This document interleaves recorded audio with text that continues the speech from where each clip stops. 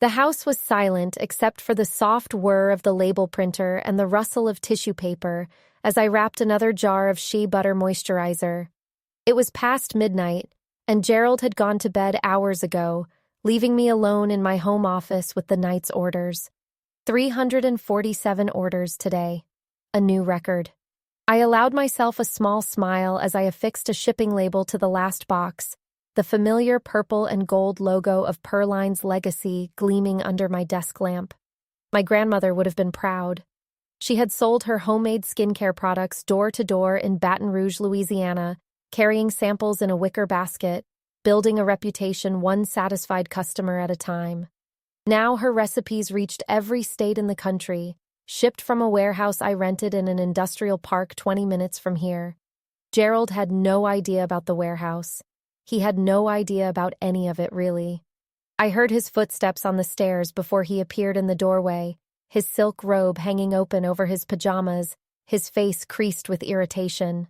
"You're still up? It's after midnight. Just finishing the day's orders."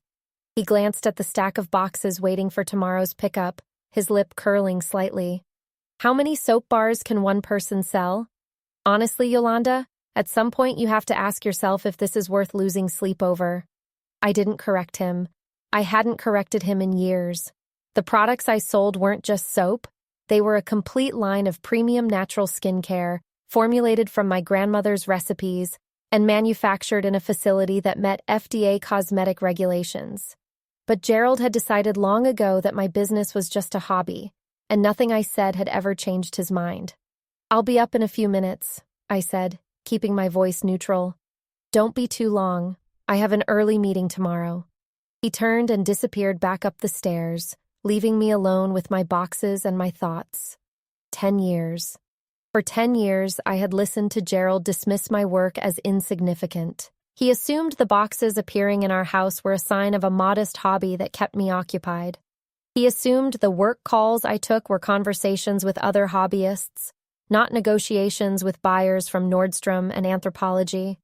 He assumed the hours I spent at my computer were recipe research and Instagram scrolling, not managing a team of 30 employees and overseeing a manufacturing operation that produced thousands of units per week. Gerald lived in a reality where his wife made soap in the kitchen to pass the time. The actual reality was something quite different. I finished labeling the last box and leaned back in my chair, stretching muscles tight from hours of work. Tomorrow, these packages would be picked up by UPS and shipped to customers across the country. Tomorrow, the warehouse team would fulfill another 500 orders from our website and Amazon store. Tomorrow, I would review the contracts for our new partnership with a chain of luxury hotels that wanted Perline's legacy products in their spa facilities. The hotel contract was worth $2 million in guaranteed orders over the next year. It would push our annual revenue past $10 million for the first time. I had signed the papers yesterday, in a conference room with lawyers and executives who treated me like the business leader I was. Gerald had no idea. He still thought I was playing with soap. My phone buzzed with a notification. I glanced at the screen and felt my stomach tighten. An article from the Houston Business Journal, pushed to me by my Google alerts. Best Electronics announces store closures, layoffs expected. Gerald's company. The company he had worked for since before we were married. The company that had defined his identity for 15 years. The article mentioned that the retail chain was struggling to compete with online giants, that regional managers were being offered early retirement packages, that the Houston market was particularly hard hit. I read the article twice, searching for any mention of Gerald's division.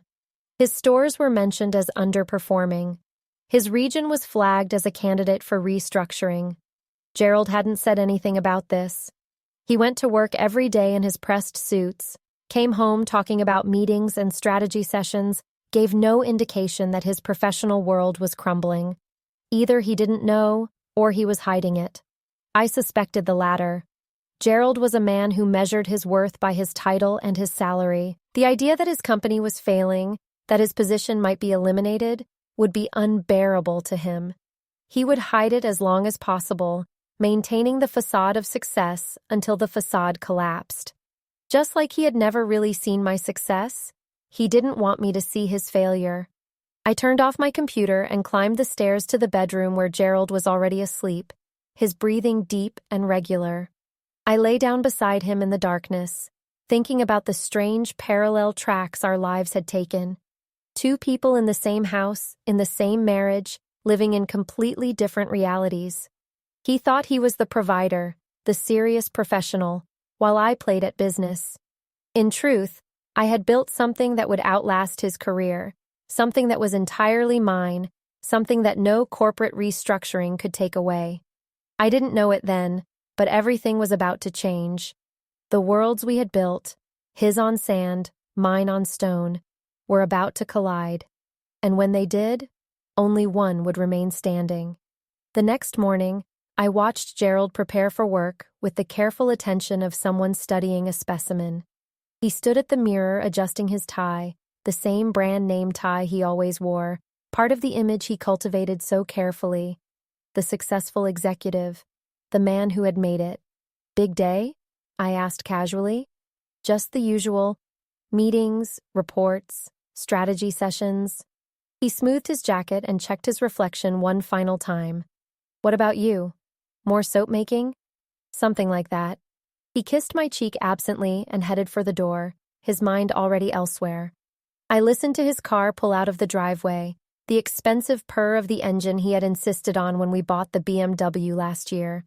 A car we couldn't really afford, purchased to project an image of success that was increasingly hollow. I showered and dressed, then drove to the warehouse that Gerald didn't know existed. Perline's Legacy occupied a 15,000-square-foot facility in an industrial park near the Port of Houston. When I pulled into my reserved parking space, the one marked CEO, I felt the same surge of pride I always did. This building, these employees, this operation, I had built all of it from nothing, from a kitchen hobby that my husband mocked. "Good morning, Ms. Price." My operations manager, Terrence, met me at the door with a tablet in hand. "We've got the production numbers from yesterday. Hit our targets across all product lines.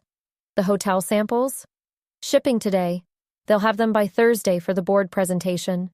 I nodded, pleased. The hotel chain wanted to sample our products at a corporate retreat before finalizing the contract. Everything had to be perfect. The warehouse floor hummed with activity. Workers filled orders at packing stations. The production line churned out body butters and moisturizers. The quality control team tested samples from each batch. 30 people depended on this business for their livelihoods.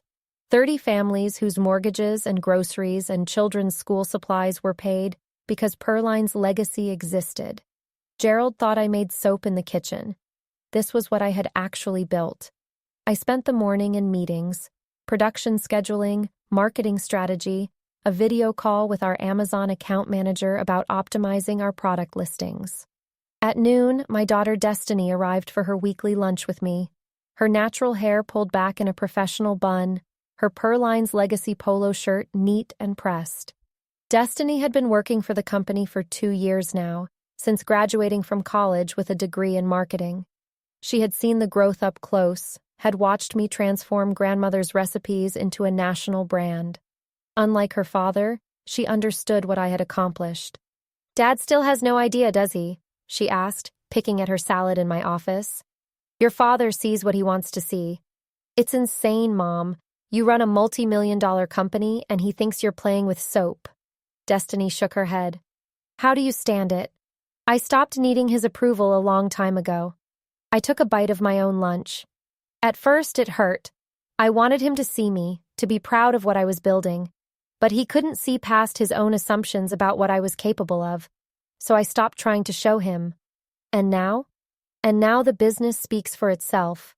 Whether Gerald acknowledges it or not doesn't change the reality. I paused. "I read an article this morning. Best Electronics is closing stores. Your father's region is being restructured." Destiny's eyes widened. "Does Dad know?" "I don't think he's told me if he does. You know how he is about appearing successful. So what happens when his perfect image falls apart?" "I don't know, but I suspect we're about to find out." We finished lunch and Destiny returned to her desk in the marketing department. I spent the afternoon reviewing financials with my CFO, a sharp woman named Evelyn who had helped me structure the business to protect it legally. The company is held entirely in your name, Evelyn reminded me as we reviewed the quarterly reports. Separate property, funded initially by your inheritance from your grandmother, grown through reinvestment of business profits. Your husband has no legal claim to any of it. I know, you've told me before. I tell you every quarter because it matters. Evelyn looked at me over her glasses. If anything ever happens with your marriage, Yolanda, this company is yours. Completely and totally yours. The way we've structured everything, it's bulletproof. I nodded, grateful for her foresight. When I had first started making real money, Evelyn had insisted on setting up the business properly. Separate accounts, clear documentation, legal protections that kept Perline's legacy entirely isolated from my marital assets. At the time, I hadn't thought I would need those protections. Now, watching Gerald's world begin to crumble, I was grateful for every piece of paper we had filed. I drove home that evening to find Gerald's car already in the driveway, unusual for a weekday.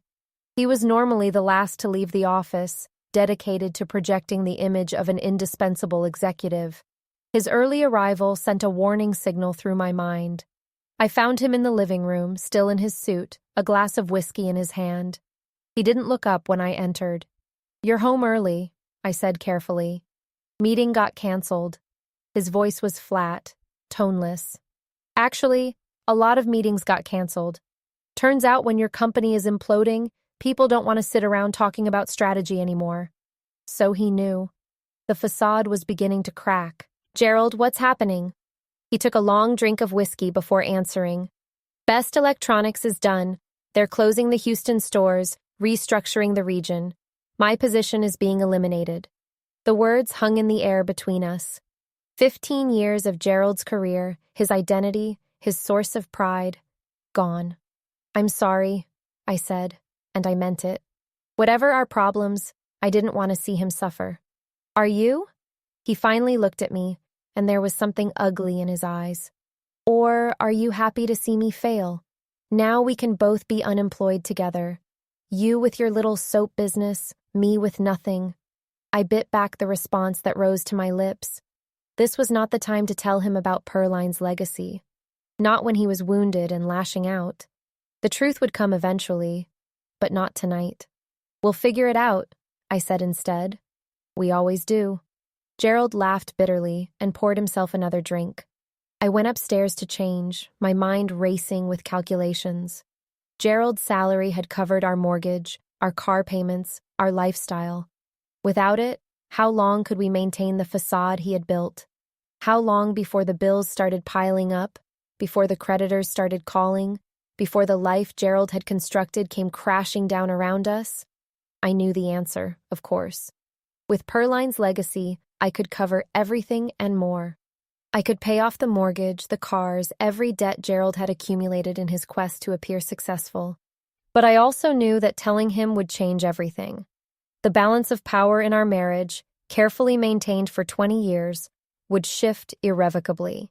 Gerald would have to confront the truth he had been avoiding, that his wife, the woman he had dismissed as a hobbyist, was the real success in this family. I wasn't sure he could handle that. I wasn't sure our marriage could survive it. But I was beginning to suspect it couldn't survive much longer anyway. The weeks that followed Gerald's announcement were a slow-motion disaster. He applied for jobs with the desperation of a drowning man, sending resumes to every retail company in Texas, reaching out to old colleagues, even considering positions well below his previous level. Nothing materialized. The retail industry was contracting, and executives from failed chains were flooding the job market.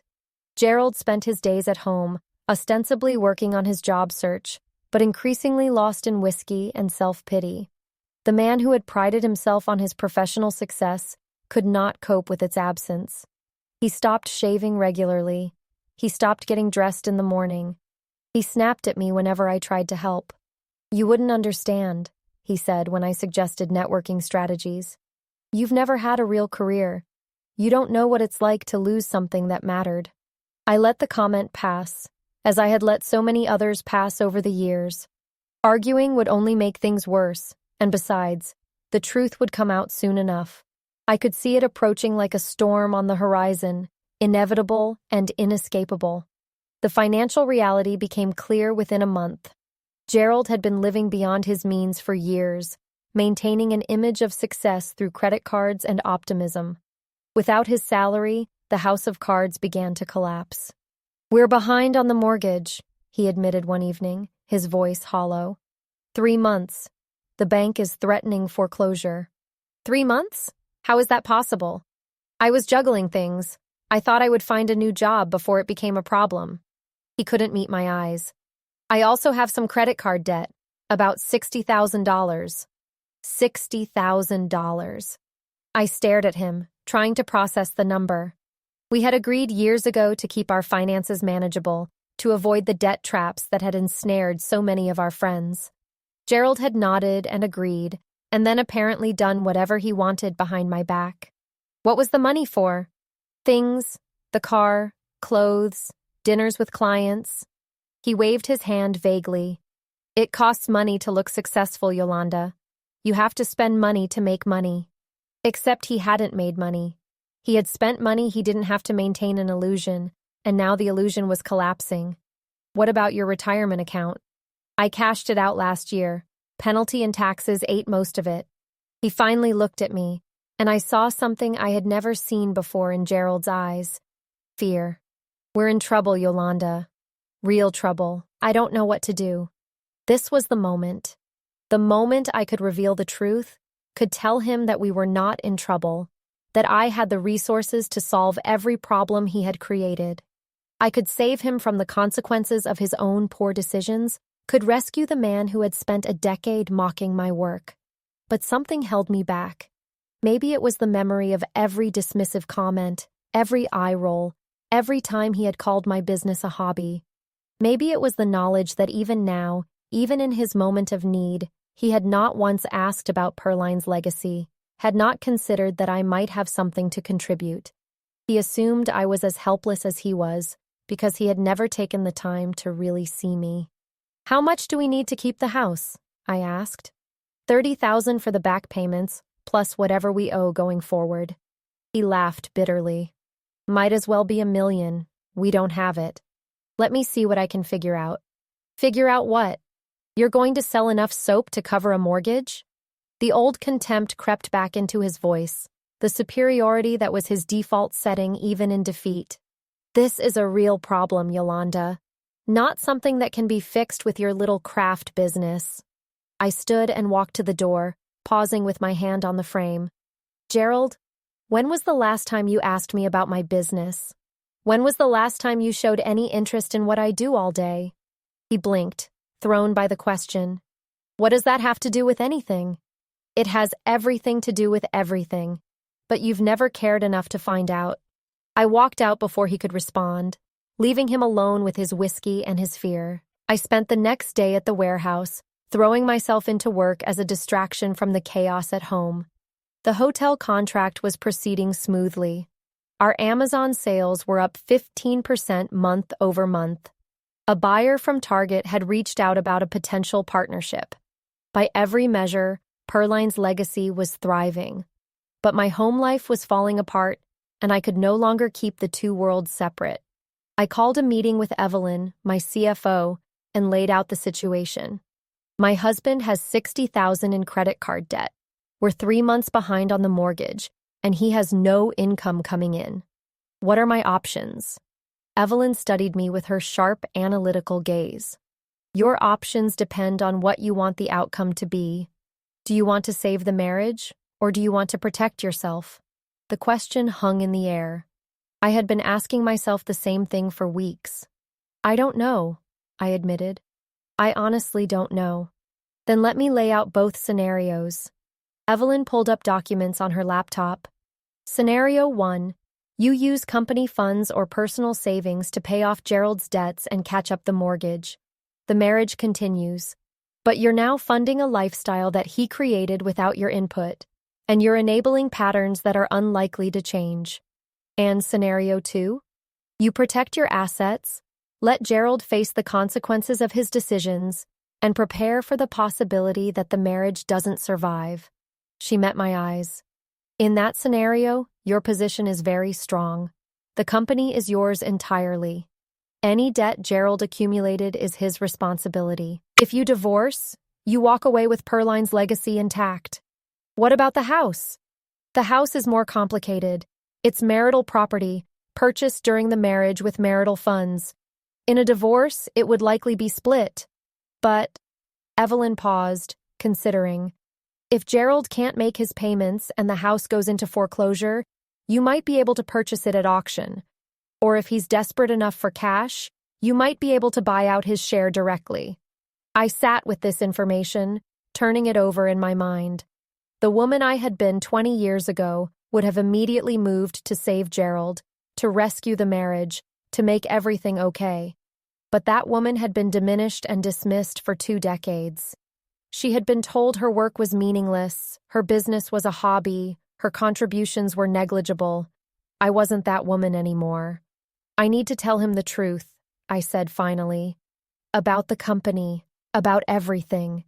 He needs to understand the real situation before we make any decisions. Are you sure? Once he knows, he might try to claim part of the business in a divorce. He can try, but you said the protections are solid. They are. As long as you never commingled funds, as long as the business was always kept separate, he has no legal claim. Evelyn nodded slowly. If you're ready to tell him, then tell him. But be prepared for the reaction. Men like Gerald don't handle this kind of revelation well.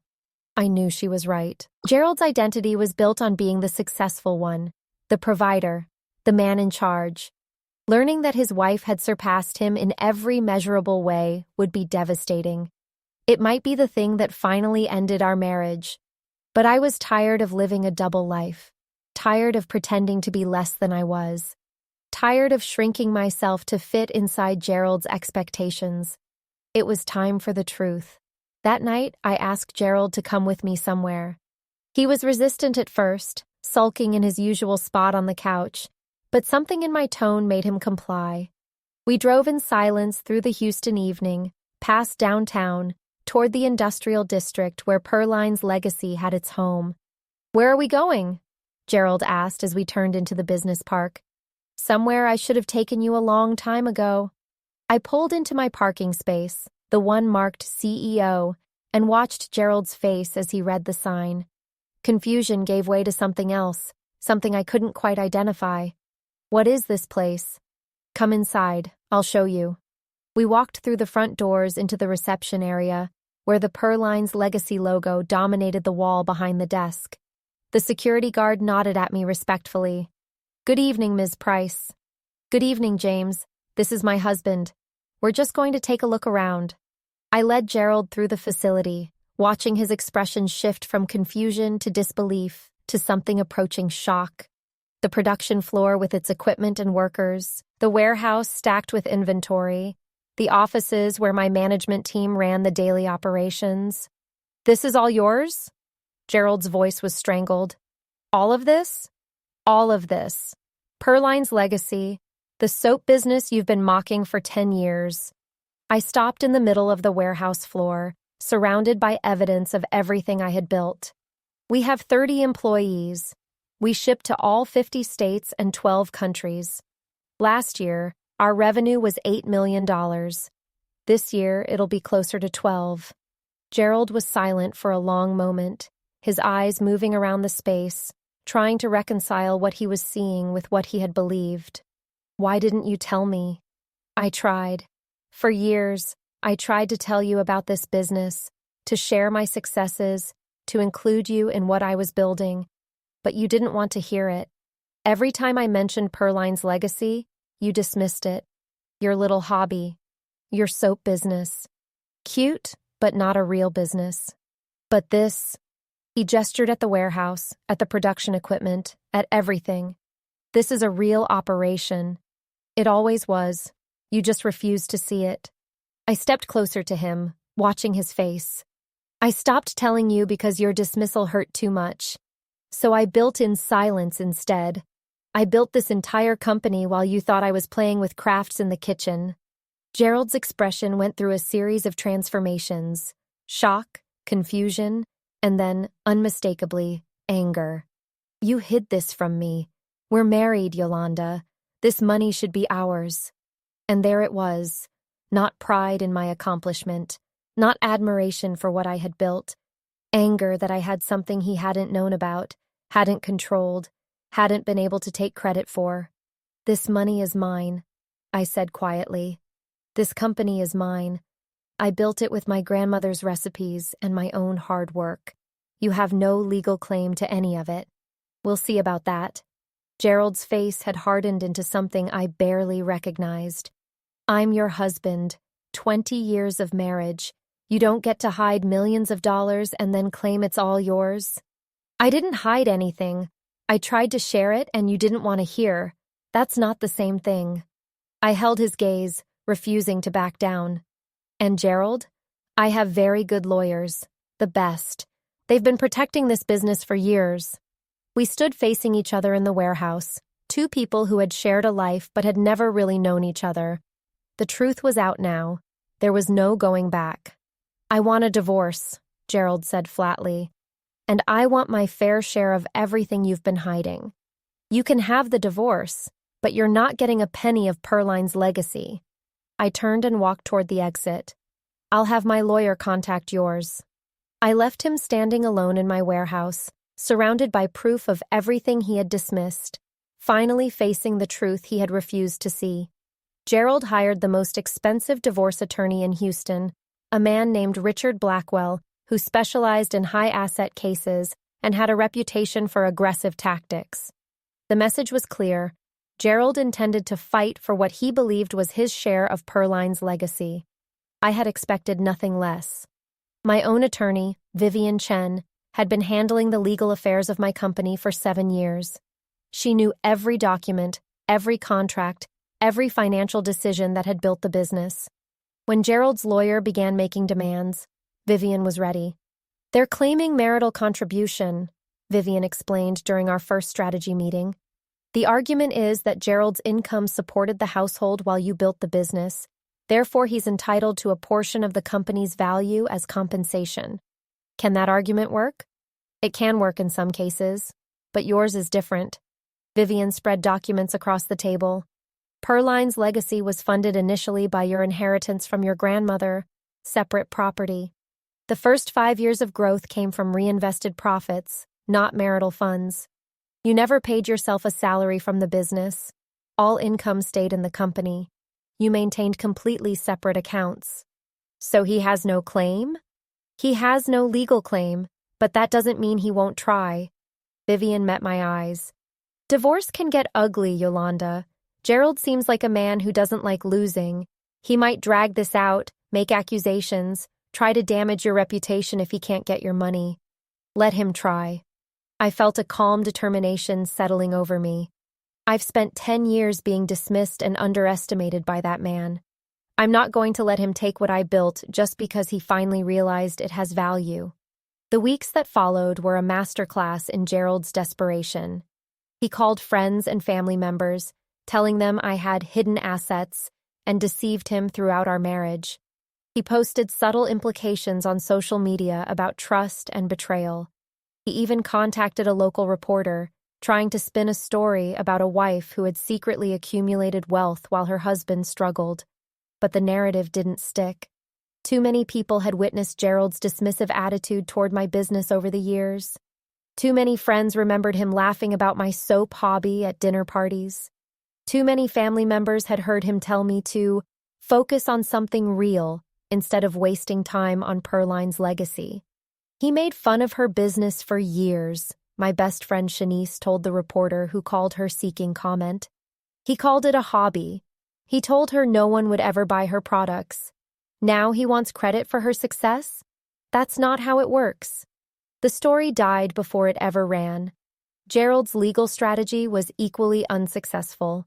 Vivian dismantled every argument Richard Blackwell made, producing documentation that proved the company was my separate property, that Gerald had never contributed to its growth, that I had meticulously maintained the boundaries between personal and business finances. Your wife played this perfectly, Blackwell reportedly told Gerald after a particularly devastating hearing. She's been preparing for this for years. He was right, though not in the way he meant. I hadn't been preparing for divorce. I had been protecting something precious from a husband who might not value it. The legal structures Vivian and I had built weren't about eventual separation. They were about ensuring that my grandmother's legacy remained mine regardless of what happened in my marriage. But now those protections were serving their purpose. Gerald would not get Perline's legacy. The court had made that clear. What he might get, however, was half the house. And Gerald was determined to squeeze whatever value he could from the marriage he had squandered. He won't agree to a buyout, Vivian informed me during one of our meetings. He says if you want the house, you can pay him $300,000 for his share. Otherwise, he wants to force a sale and split the proceeds. $300,000 was absurd, more than the house was worth in total. But Gerald wasn't being rational anymore. He was being vindictive, punishing me for the crime of succeeding without his permission. What are my options? You can agree to sell the house and split whatever equity there is. You can try to negotiate a lower buyout, or, Vivian paused, you can wait him out. Gerald is in financial trouble. He has no income, significant debt, and he's running up legal fees he can't afford. Eventually, he'll have to compromise. How long would that take? Months, maybe a year. Divorce cases can drag on when one party is unreasonable. A year of this. A year of legal battles and hostile negotiations, and Gerald's attempts to punish me for my success. The thought was exhausting. But then I thought about what I was fighting for. The house where I had raised my children, where I had built my business from nothing, where my grandmother's recipes had been transformed into a national brand. This house was more than property. It was part of my legacy. Let him drag it out, I said finally. I can afford to wait. He can't. The months that followed were difficult, but clarifying. I moved into the guest bedroom, maintaining an awkward coexistence with Gerald while the divorce proceedings continued. He grew increasingly erratic, alternating between attempts at reconciliation and bursts of bitter accusation. I supported you for 20 years, he said one night, appearing in the doorway of my home office. I paid the bills while you played businesswoman. Now you're throwing me away like I'm nothing. You supported a household, I replied without looking up from my computer. I supported myself and built a company. Those aren't the same thing. You wouldn't have had time to build anything if I hadn't been working. You didn't give me that time, Gerald. You took it. You dismissed my business, ignored my success, made me feel like everything I did was meaningless. I finally turned to face him. I built Perline's legacy despite you, not because of you. Gerald's face contorted with something ugly. You'll regret this. When the divorce is final, when you're alone with your precious company, you'll realize what you threw away. I'm counting on it. He stormed out, and I returned to my work. There was nothing left between us except legal negotiations, and those would resolve themselves eventually. In the meantime, I had a company to run. Perline's legacy continued to thrive throughout the divorce. The hotel contract had been finalized, bringing in millions in new revenue. Target had signed a partnership agreement, putting our products in stores nationwide. We were expanding the manufacturing facility, hiring new employees, building something that would last for generations. My children, Destiny and Marcus, stood firmly by my side. Destiny worked long hours at the company, determined to prove that the business would continue beyond my tenure. Marcus, though still in college, came home on weekends to support me, to remind me that family meant more than the man I was divorcing. Dad's always been about appearances, Marcus said during one visit. He cared more about looking successful than actually being successful. You're the opposite, Mom. You built something real, even if nobody saw it. Your father saw what he wanted to see. Yeah, and now he's seeing what that cost him. The turning point came 6 months into the proceedings. Gerald's financial situation had deteriorated beyond recovery. His legal fees had consumed what little savings he had. His debts were mounting, creditors calling constantly. And the house, the symbol of the success he had faked for so long, was on the verge of foreclosure. He's willing to negotiate, Vivian called to tell me. Richard Blackwell says Gerald will accept a buyout of his share of the house, a reasonable buyout, in exchange for ending the divorce proceedings quickly. How reasonable? $75,000. Plus, he wants you to pay off his credit card debt and give him enough to relocate. I calculated quickly. The house was worth about $400,000. Gerald's share, minus the mortgage we still owed, was approximately $100,000.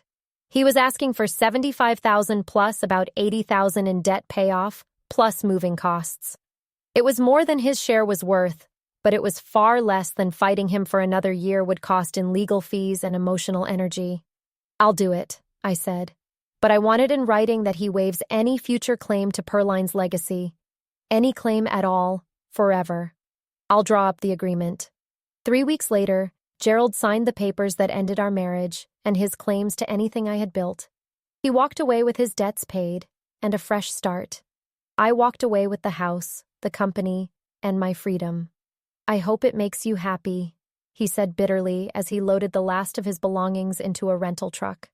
Being rich and alone. I'm not alone, I said. I have my children, my employees, my grandmother's legacy. I have everything that actually matters. Gerald drove away without another word. I watched until his truck disappeared around the corner, then turned and walked into my house. My house, my company, my life. I owned everything. The night after Gerald left, I walked through every room of the house, touching surfaces, remembering history. The kitchen where I had first started making Grandmother Perline's recipes. The dining room where Gerald had dismissed my business 1,000 times. The home office where I had worked until midnight, building an empire while my husband slept. Every room held memories, some painful, some precious. But they were my memories now, in my house, part of my story. I ended up in the guest bedroom that had been my refuge during the separation. On the nightstand sat a photograph of my grandmother, taken a few years before her death. She was in her own kitchen, surrounded by the jars and containers of her homemade products, smiling at the camera with the satisfaction of a woman who knew her worth. I did it, Grandma, I said to the photograph.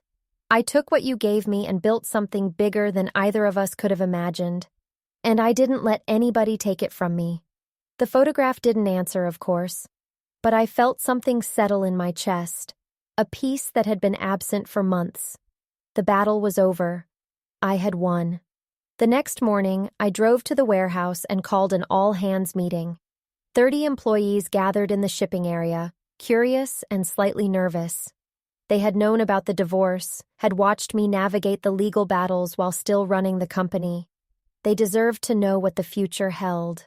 I want to thank all of you for your hard work and loyalty over the past few months, I began. I know the situation with my personal life has been distracting, and I appreciate your patience and professionalism. Murmurs of support rippled through the crowd. The divorce is finalized. Perline's legacy remains exactly as it was. 100% owned by me, protected by legal structures that ensure its independence. Your jobs are secure. Our future is bright. Applause broke out, genuine and enthusiastic. These people believed in what we were building. They had chosen to be part of Perline's legacy, and they were invested in its success. But I want to say something else, I continued. This company started because my grandmother believed that the recipes she developed had value. She sold her products door to door, building a reputation one customer at a time. She didn't have fancy marketing or a distribution network. She had faith in her own work. I looked around at the faces of my employees, young and old, black and white and brown, all of them part of something bigger than themselves. I spent 10 years being told that this business was just a hobby, that it would never amount to anything real, that I should focus on something more practical. I smiled. I'm glad I didn't listen. And I hope that when you face similar doubts, when people tell you that your dreams aren't practical, you'll remember this company, remember what we built, and keep going anyway. The applause that followed was different from before, deeper, more personal. I saw tears in some eyes, determination in others. This wasn't just a job for these people. It was proof that dreams could become reality. After the meeting, Destiny found me in my office, her own eyes wet with emotion. That was beautiful, Mom. It was the truth. I know. She hugged me, holding tight. I'm so proud of you. For everything you've built, and for how you handled Dad. You could have been vindictive. You could have made him suffer. But you just won. Quietly and completely. Winning wasn't about making your father suffer. It was about protecting what's mine. I pulled back to look at her. Your father made his choices. He'll have to live with them. But I don't have to carry anger about it. I'm too busy building to look back. Destiny nodded, understanding in a way that her father never had. She was the future of Perline's legacy, the next generation who would carry my grandmother's recipes forward. Whatever Gerald's failures as a husband, he had helped create this remarkable young woman. For that, at least, I could be grateful. The divorce had been finalized for 6 months when the invitation arrived. A formal request to speak at the Houston Women's Business Conference, an annual event that drew female entrepreneurs from across the region. They wanted me to share my story, to talk about building Perline's legacy from a kitchen hobby to a multi-million-dollar brand. I accepted, though public speaking had never been my strength. The story needed to be told, not for my own validation, but for the women who might be in situations similar to my past. The women with dismissive husbands, doubting families, dreams they were afraid to pursue. If my journey could encourage even one of them to keep going, the discomfort of standing on a stage would be worth it. The conference was held at a downtown hotel, a grand ballroom filled with hundreds of women in professional attire. I saw executives, small business owners, aspiring entrepreneurs, and students just beginning their careers. The energy in the room was electric, a current of ambition and determination that reminded me why I had started Perline's legacy in the first place. When my turn came to speak, I walked to the podium with my grandmother's photograph in my pocket, a talisman against the nervousness that threatened to overwhelm me. 20 years ago, I began, I married a man who thought he knew what success looked like. To him, success meant a corner office, an impressive title, a BMW in the driveway. Success was visible, measurable, something you could show off at cocktail parties. The room was silent, attentive. I had a different definition. To me, success was honoring my grandmother's legacy, creating products that helped people feel beautiful in their own skin, building something that would outlast me. But because my success didn't look like his, my husband couldn't see it. I told them about the early years, the dismissive comments, the slow erosion of my confidence. I told them about the decision to stop sharing my successes with someone who couldn't appreciate them. I told them about building in silence, protecting what I was creating, preparing for a day I hoped would never come, but knew might be inevitable. Last year, my husband's company failed. He came home with $60,000 in debt, a foreclosed house, and no prospects. And he expected sympathy from his wife with the little hobby. I paused, letting the irony land. What he didn't know was that my hobby had become a $12 million company. What he didn't know was that his wife, the one he had dismissed for 10 years, was now in a position to buy out his share of everything he thought he owned. Murmurs rippled through the audience. The divorce was difficult but necessary. My ex-husband believed he was entitled to half of what I built, simply because we were married. But I had protected myself. I had maintained separate finances, kept meticulous records, built legal structures that ensured Perline's legacy remained mine. I looked out at the sea of faces, seeing recognition in many of them. I'm not telling you this story to brag. I'm telling you because I know some of you are in similar situations. You have dreams your partners dismiss. You have talents your families don't appreciate. You have businesses, ideas, ambitions that the people closest to you can't see. I leaned forward, speaking directly to them. Build anyway. Build in silence if you have to. Protect what you create. Trust your own vision even when others doubt it. Because someday, the truth will come out. And when it does, you want to be standing on solid ground. The applause that followed was thunderous. Women rose to their feet, clapping and cheering, some wiping tears from their eyes. I saw myself in their faces, the uncertainty, the determination, the hunger to be seen for who they really were. After the speech, a line formed of women who wanted to share their own stories, to thank me for the encouragement, to ask for advice. I stayed for hours, listening and responding, feeling a connection to each of them that transcended our different circumstances. One woman in particular stayed with me. She was young, perhaps late 20s, with natural hair and intelligent eyes that held a familiar pain. "My husband says my business is a waste of time," she said quietly. "I make candles. He says nobody's going to buy candles from the internet when they can get them at the store." "How long have you been making candles?" 3 years. I sell on Etsy, same way you started." "And how are sales?" "Growing. Not huge, but growing. Enough that I know there's potential." She hesitated. "But sometimes I wonder if he's right, if I should just give it up and focus on something practical." I took her hands in mine, feeling the calluses from her craft, the same calluses my own hands had developed from years of mixing and measuring and creating. "Do you love what you do?" "I love it. It's the only thing that feels completely mine." "Then don't give it up. Not for him, not for anyone." I squeezed her hands. "Trust me. I spent 10 years being told my business was worthless. Now it's worth $12 million. The people who doubted me were wrong. The people who doubt you are wrong too." She nodded, tears streaming down her face. "Thank you. I needed to hear that. We all need to hear it sometimes." I gave her my business card. "If you ever need advice, or just someone to talk to who understands, call me. We women have to support each other." She hugged me impulsively, and I hugged her back, remembering all the times I had needed that encouragement and hadn't had anyone to give it. The conference coverage appeared in the Houston Business Journal the following week, along with interviews with several attendees who had been inspired by my speech. The story was picked up by regional media, then national outlets. Within a month, I had been invited to speak at conferences across the country, to appear on podcasts about female entrepreneurship, to write op-eds about building a business while facing doubt. Perline's legacy benefited from the exposure, of course.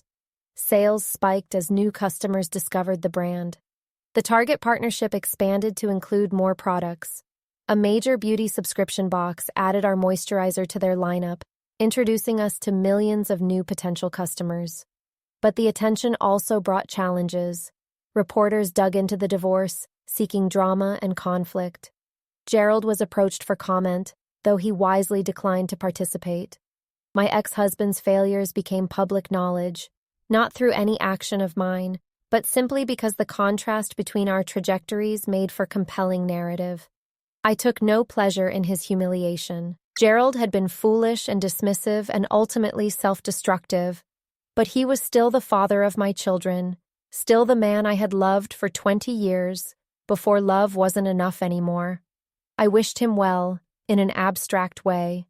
I hoped he would find whatever he was looking for, but I had no interest in looking back. The future was too bright, the present too demanding, the past too heavy to carry. I had everything I needed, everything I had earned, everything that was mine. The following spring, 2 years after the divorce was finalized, Perline's legacy achieved a milestone I had never dared to imagine. We were partnered, with a major beauty conglomerate that wanted to invest in the brand and expand it globally. The offer came after months of quiet negotiations. A company called Lumina Beauty, one of the largest players in the natural beauty space, had been tracking our growth. They saw potential that extended far beyond what I could achieve alone. International distribution, professional marketing, access to supply chains, and retail relationships that would take me years to develop independently. "We're not looking to take over," their CEO explained during our final meeting. "We're looking to partner. You stay on as CEO. You maintain creative control. We provide the resources to take Perline's legacy from a regional success to a global brand." The terms were extraordinary. Lumina would purchase 60% of the company for $45 million, with me retaining 40% ownership plus a management contract that guaranteed my position for 10 years. The valuation meant my remaining stake was worth approximately $30 million, more money than I had ever imagined. "This is your grandmother's legacy going worldwide," Vivian said when we reviewed the final agreement. "Her recipes in stores across Europe, Asia, South America. The woman who sold body butter door to door in Louisiana, reaching millions of people who will never know her name but will feel her influence."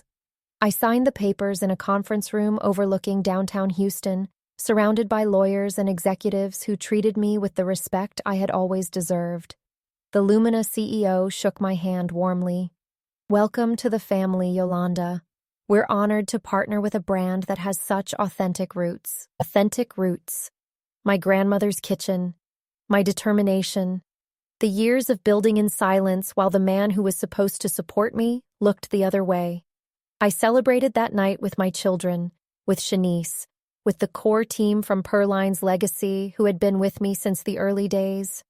We toasted with champagne, laughed, cried, shared memories of the journey that had brought us here. Destiny raised her glass. "To Grandma Perline, who started it all." "To Mom," Marcus added, "who refused to give up when everyone told her she should." "To all of us," I finished, looking around at the faces of the people who had believed in me.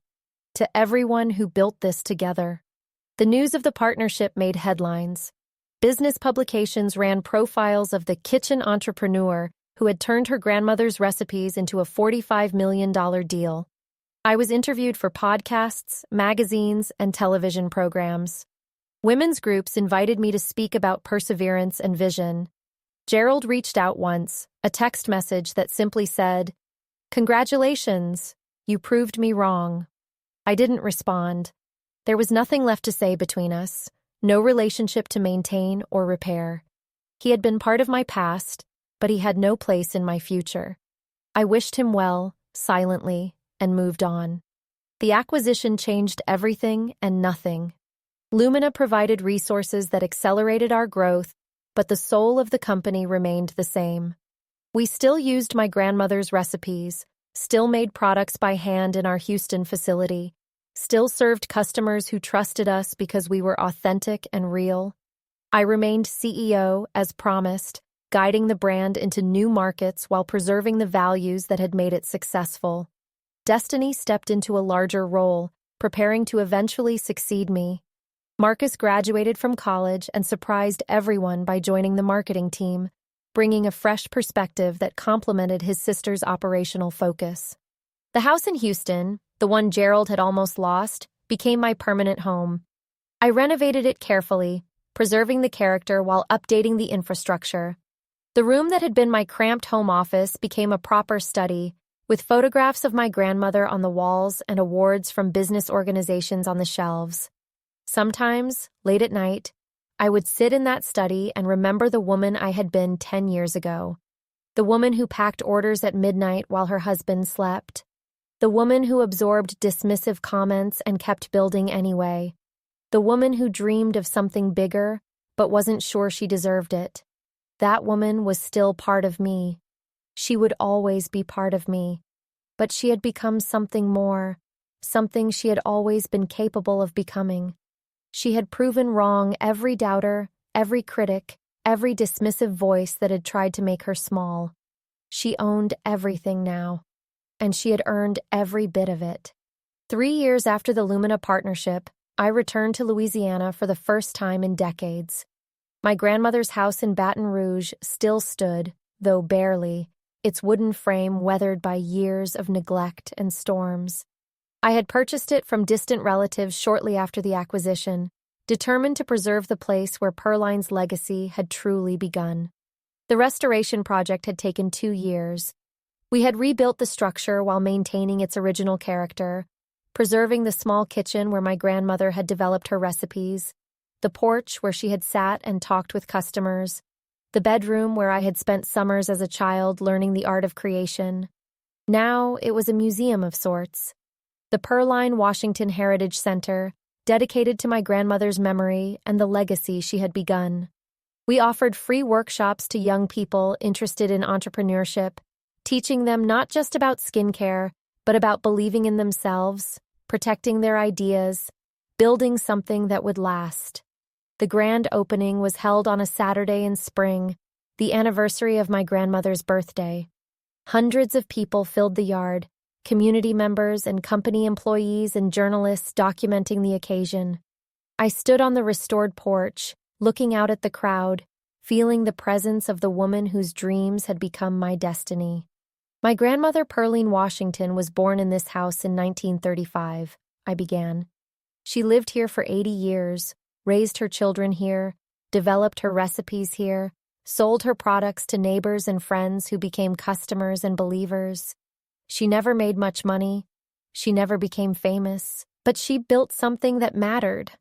I paused, remembering. When she died, she left me her recipes. Not because she thought I would build a multi-million-dollar company with them, but because she wanted her knowledge to continue. She wanted the things she had learned, the products she had developed, the healing she had offered to pass on to someone who would appreciate them. The crowd was silent, attentive. I didn't know, when I first started making her body butters and moisturizers, that they would become a national brand. I didn't know that someday I would partner with a global company, speak at conferences, inspire other women to pursue their dreams. I just knew that my grandmother's work was valuable, and I wanted to honor it.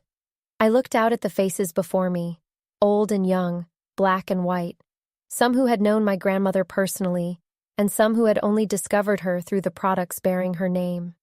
For 10 years, I was told that what I was building didn't matter, that it was a hobby, a distraction, something to keep me busy while the real breadwinner did the important work. I almost believed it.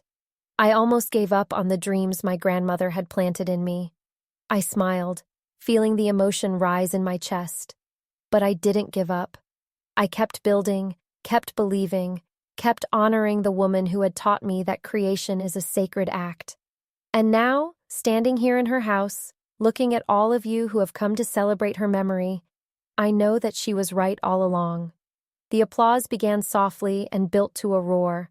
I saw tears on many faces, including my own. Destiny and Marcus flanked me on either side, the next generation of the legacy that had begun in this very house. After the ceremony, I walked through the restored rooms alone. The kitchen had been preserved exactly as I remembered it, with my grandmother's original mixing bowls and measuring cups displayed behind glass. Her handwritten recipe cards, the ones she had bequeathed to me, hung framed on the wall like the priceless artifacts they were.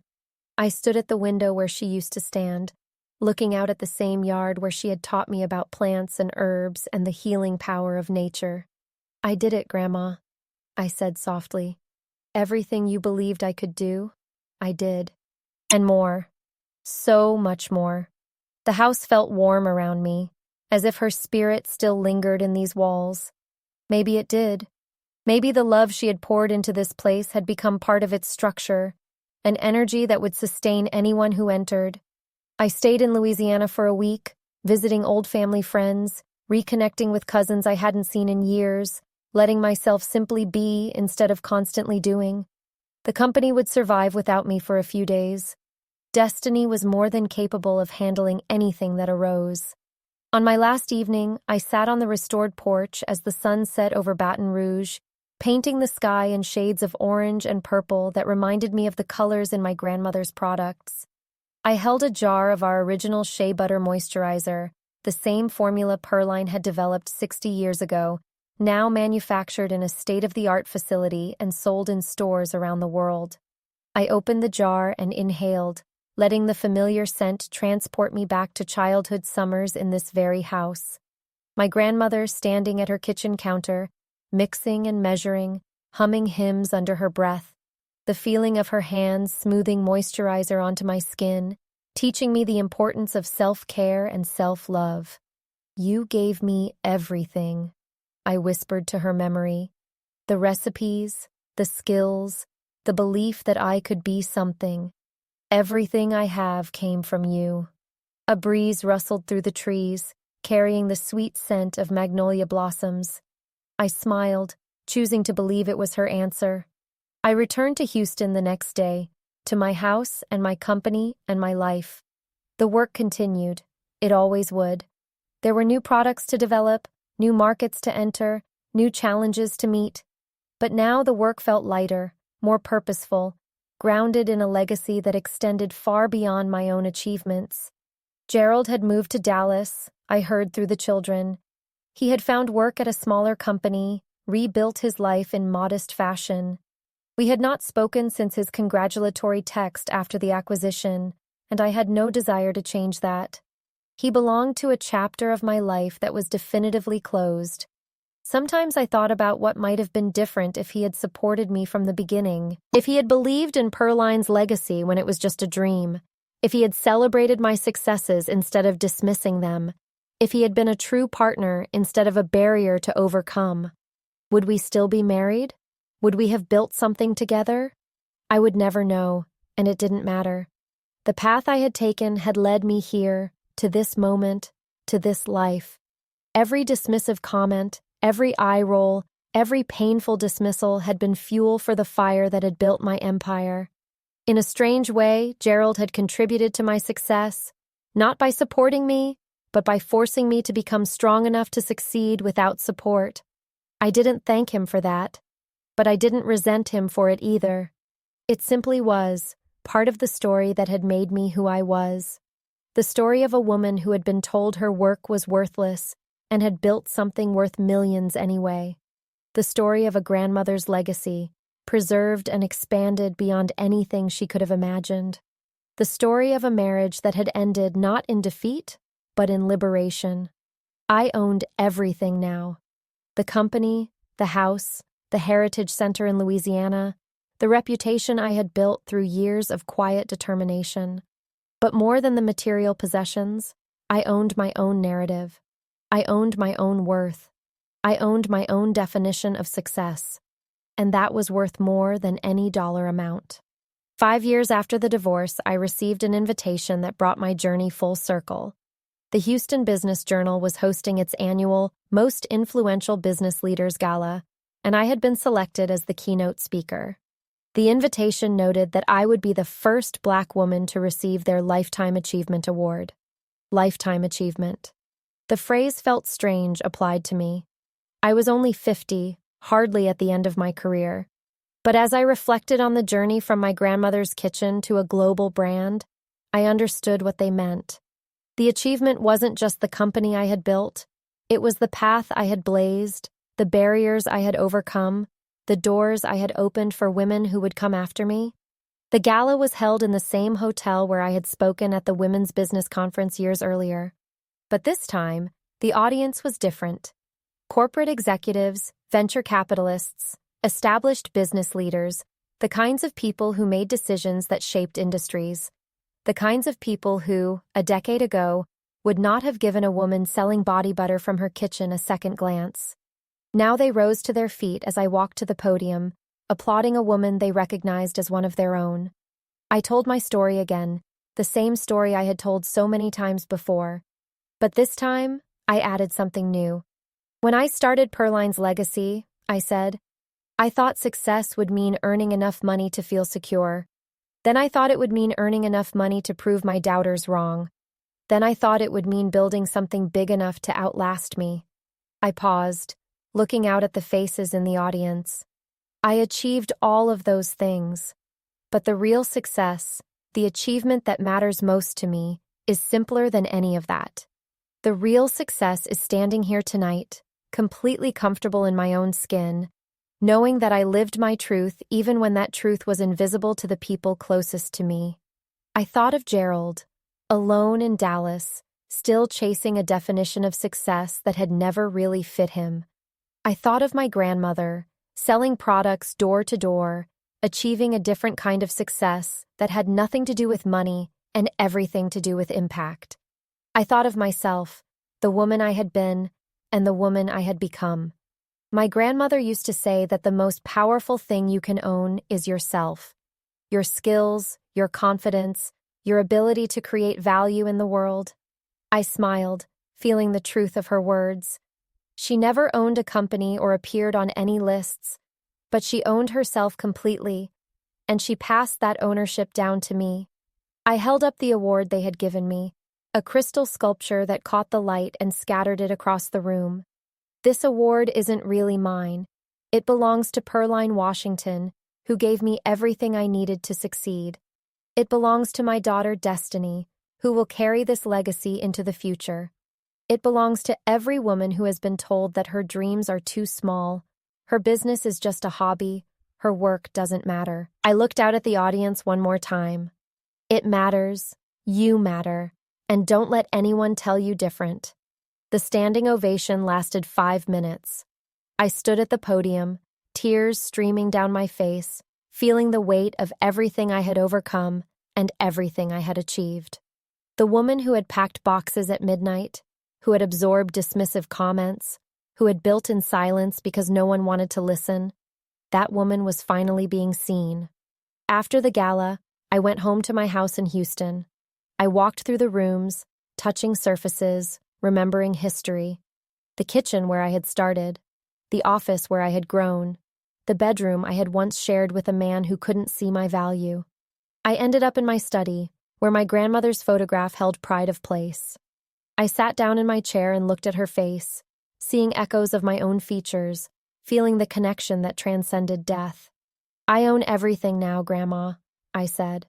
The company, the house, the awards, the recognition. But most importantly, I own myself, just like you taught me.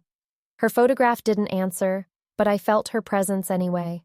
The woman who had given me everything, whose recipes had become a global brand, whose love had sustained me through decades of doubt and dismissal.